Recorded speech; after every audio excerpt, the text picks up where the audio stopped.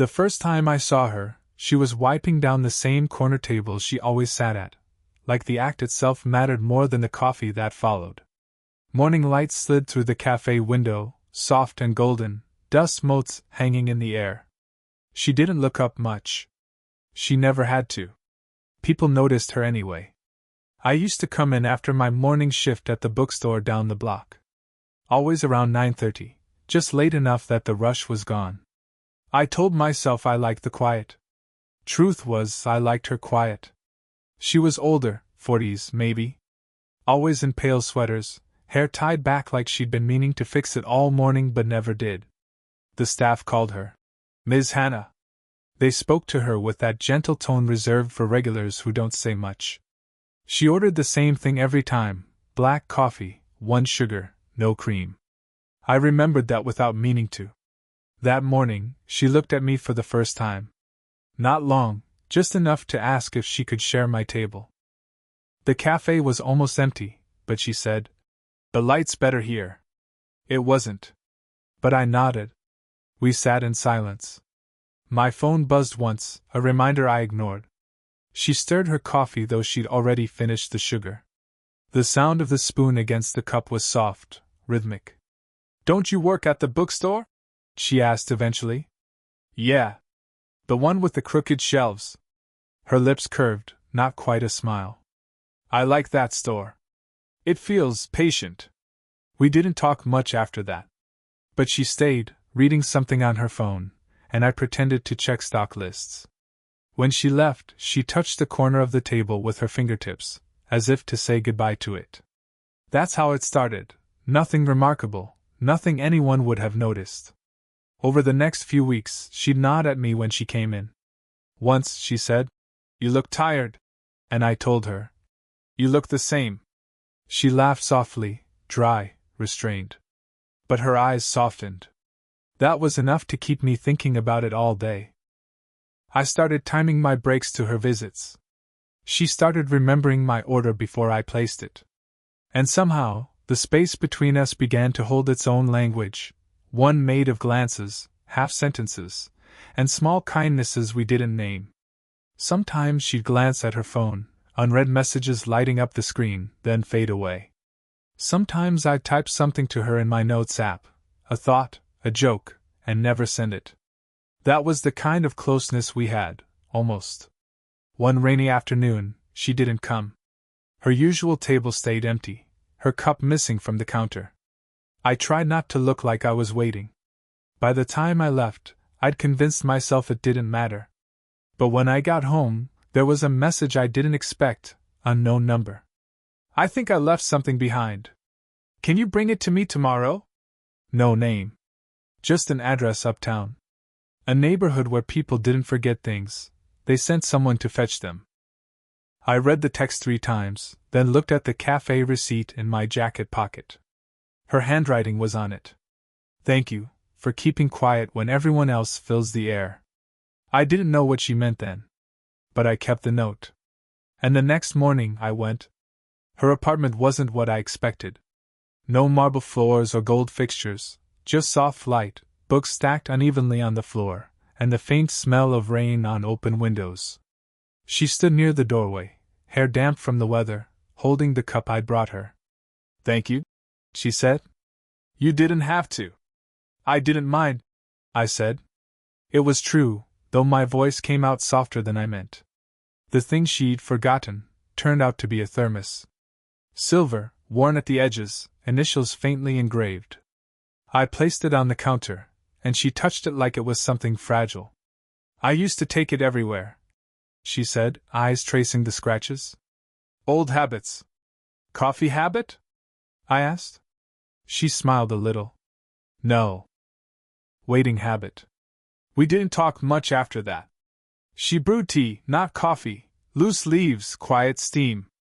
I watched her hands move, careful, practiced. I wanted to ask who she'd been waiting for, but that felt like trespassing. She handed me a cup. "You're young," she said suddenly, not unkindly. "You probably think people like me have it all figured out." I laughed once, nervous. "Do you?"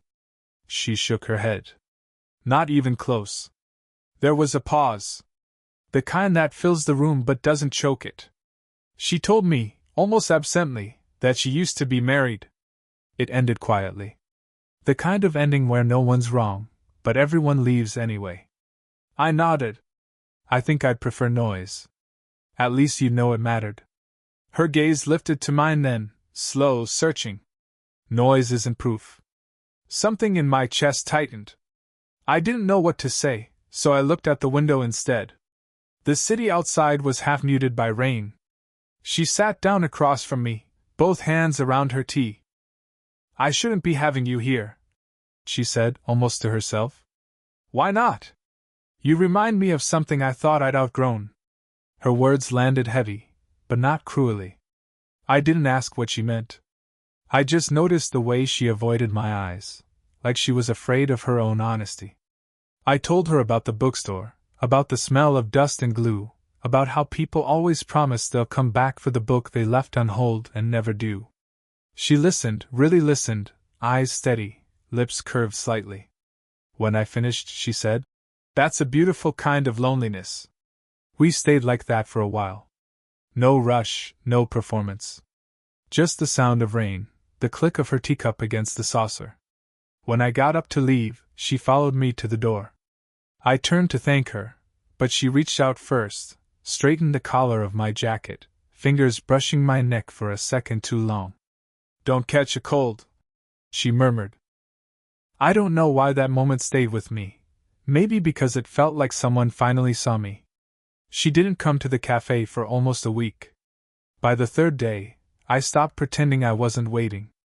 The barista asked, "Your friend not around?" I said, "Guess not," and looked away. The word friend didn't fit right in my mouth. When she finally appeared, it wasn't like before. No soft sweater, no calm smile. Just sunglasses, pressed lips, and the kind of silence that told me something had shifted. She saw me, hesitated, then sat at her usual table. Not mine. Still, I went over, carrying her order before she even asked.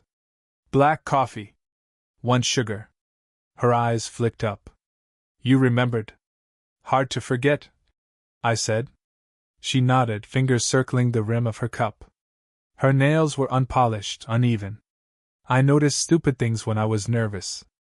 After a while, she sighed. "You shouldn't come by anymore." "Did I do something?" "No," she said. Then quieter. "That's the problem." Outside, a delivery truck hissed to a stop. The noise filled the space we didn't know how to fill ourselves. "I thought we were just," I began, but stopped. I didn't even know what word came next. Friends? Acquaintances? Something in between? She leaned back, the chair creaking softly. "People notice," she said. "And I don't want that for you." "For me?" "For both of us." Her phone buzzed. A man's name lit up on the screen, short, sharp letters. She silenced it quickly. "Someone waiting?" I asked before I could stop myself. Her mouth tightened. "Just someone who doesn't like being ignored." I didn't push further. But something in my chest turned over. We sat there longer than we should have. I stirred my drink just to have something to do. The spoon clinked steady, like a heartbeat. Then the door opened. My coworker, Clara, walked in. She saw us instantly. I could tell by her raised eyebrows. She mouthed "oh" and smirked before heading to the counter. Hannah followed my gaze. "She works with you?" "Yeah." "Then you should go," she said gently. "Before stories start." I wanted to tell her I didn't care. But I did. Maybe she did too. I stood up, awkwardly. "You're not easy to read, you know."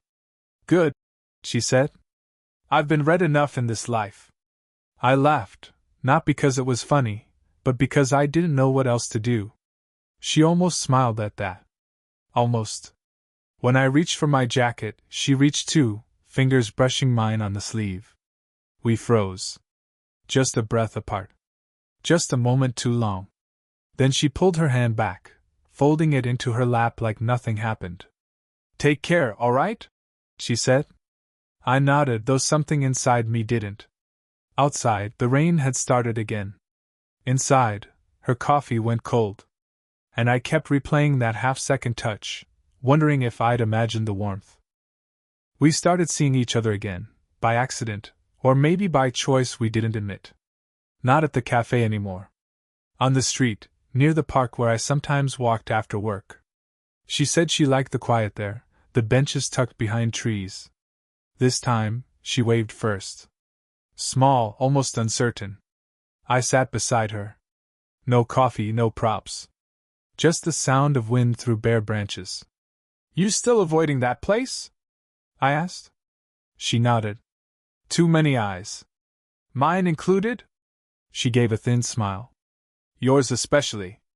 It was meant as a joke, maybe, but it landed heavier than that. We sat for a while. I told her the bookstore was closing early next week, renovation. She asked if I was happy about that. I don't know, I said. I think I just liked having somewhere to go. Her eyes softened. That's how I felt about him. The words slipped out before she could take them back. Him. I didn't ask who. I didn't have to. She exhaled slowly, hands clasped in her lap. He used to say I was quiet because I had nothing to say. But I was quiet because he never listened. I felt something sharp under my ribs.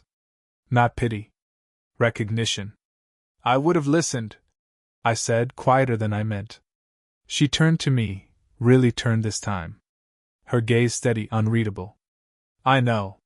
For a moment, everything stopped. The wind, the voices in the distance. Just the small sound of her ring, thin gold, simple, tapping against the bench. I shouldn't be here, she murmured. You make me forget to be careful. I wanted to tell her she didn't have to be careful with me, but that sounded too much like something dangerous. So I said nothing. Instead, I watched her tuck a loose strand of hair behind her ear. The motion was simple, but the silence around it wasn't. I saw you with that girl, she said suddenly. At the counter the other day. Clara? She looked comfortable talking to you. She was just asking about stock. I know, Hannah said. It just reminded me how easy it is for some people to belong anywhere. Her voice wavered barely. That's not what I want, I said. She looked at me, waiting. I didn't finish. The words sat in my throat, half-shaped.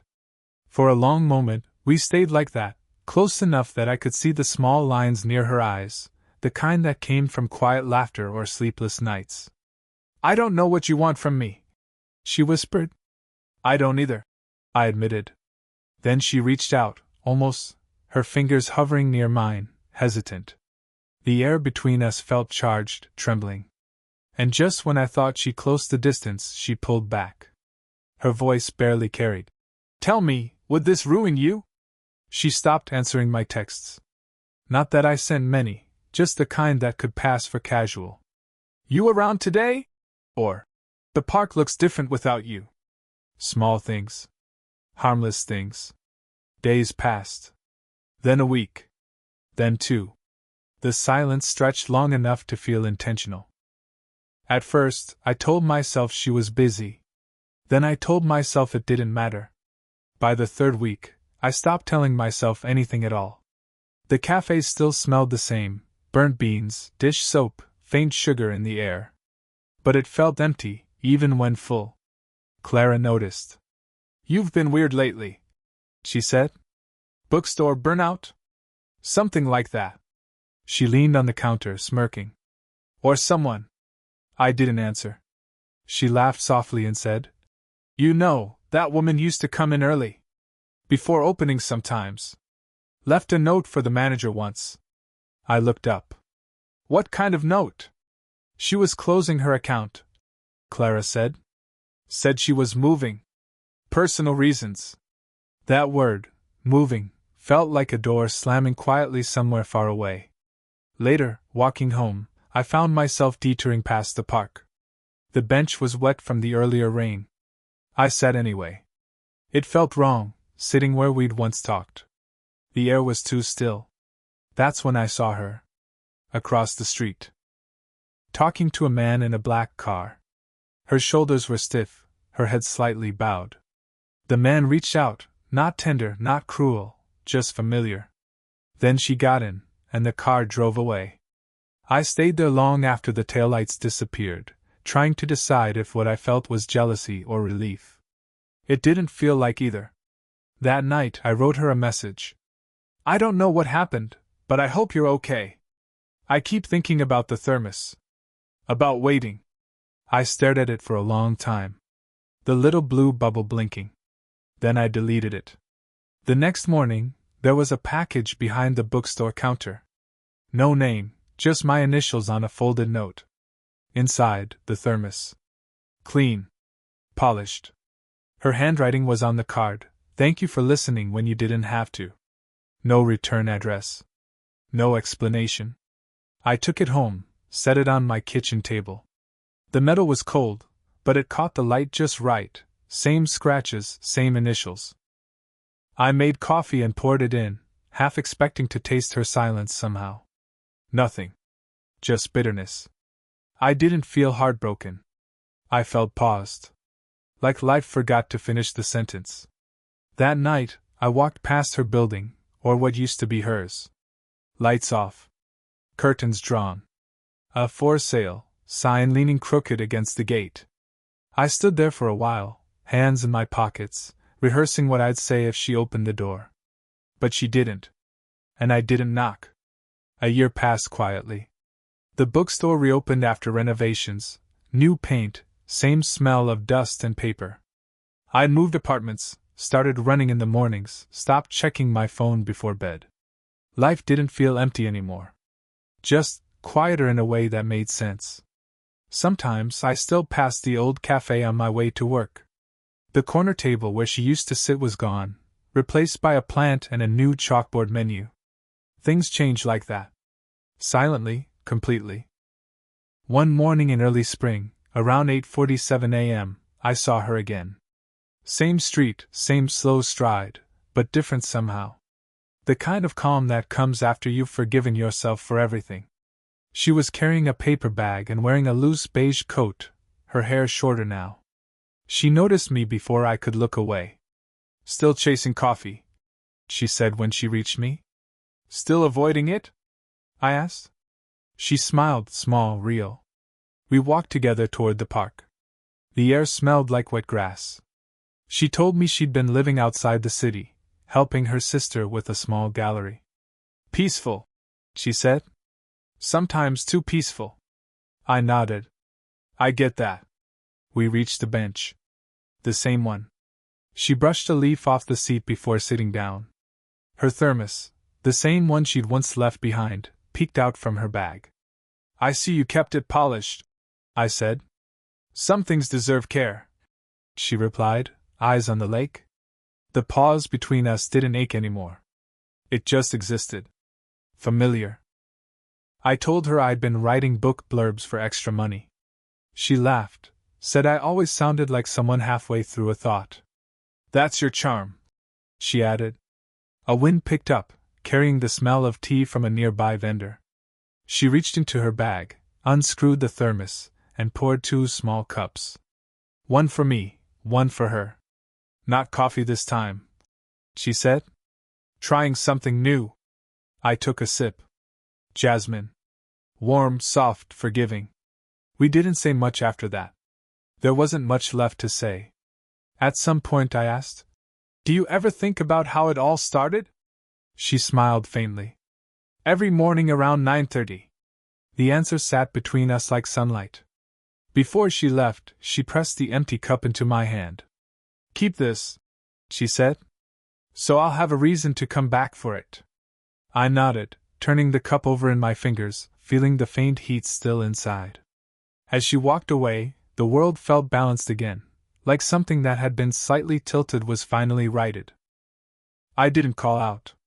Didn't chase. Some people you meet once and never forget. Others, you meet twice and realize you never really let go. I looked down at the cup, smiled, and whispered, to no one but her, wherever she was. Same time tomorrow. Did this story stay with you? What kind of quiet, Real love stories do you want to hear next?